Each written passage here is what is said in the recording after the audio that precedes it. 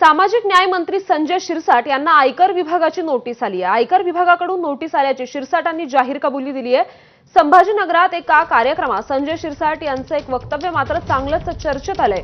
आता यापुढे ब्लॅकचे पैसे चालणार नाहीत असं विधान त्यांनी केलं। पुढे जाऊन हे विधान फक्त माझ्यासाठी असल्याचं त्यांनी म्हटलंय।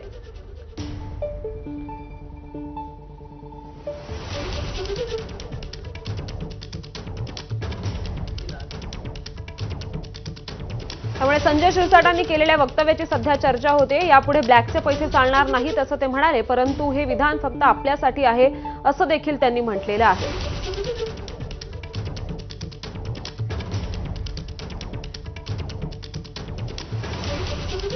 तर एका कार्यक्रमात संजय शिरसाट नेमकं काय म्हणालेत आपण बघूयात। त्यात काही तथ्य असं तुम्हाला वाटतं की राजकीय षडयंत्राचा हा एक भाग आहे? हे बघा, काही लोकांनी त्या तक्रार केली होती। तक्रारीची दखल आयकर विभागाने घेतली। त्यांनी मला नोटीस पाठवली, 9 तारीख त्याच्यात दिली होती। त्यांना आम्ही वेळ मागून मागितलेला आहे आणि त्याचं आम्ही योग्य तो उत्तर देणार आहेत। त्याच्यामध्ये गैर असं कोणतंही नाहीये। त्यांना फक्त आमच्याकडून उत्तर हवंय, स्पष्टीकरण हवंय की तुम्ही हे कसं झालंय आणि म्हणून त्याचं उत्तर आपण लिगली देऊ।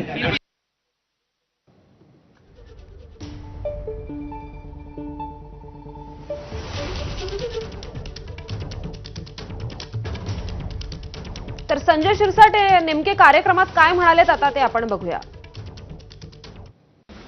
आता याच्या पुढे ब्लॅकचे पैसे चालणारच नाही। तुम्ही माझ्यासाठी बोललो।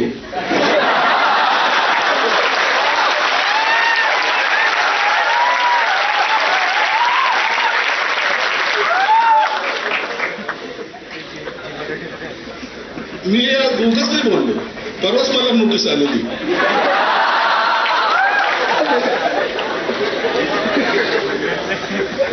दोन 2019 हे तुम्ही निवडणुकीमध्ये तुमची प्रॉपर्टी एवढी होती, 2024 मध्ये एवढी कशी झाली?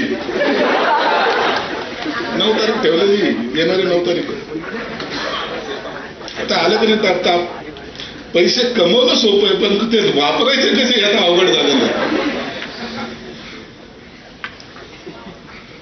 पाटलांना फोन केला, आपले पाटील सीए त्यांना फोन केला, म्हणजे असं नोटीस आली, ते पाहून घ्या।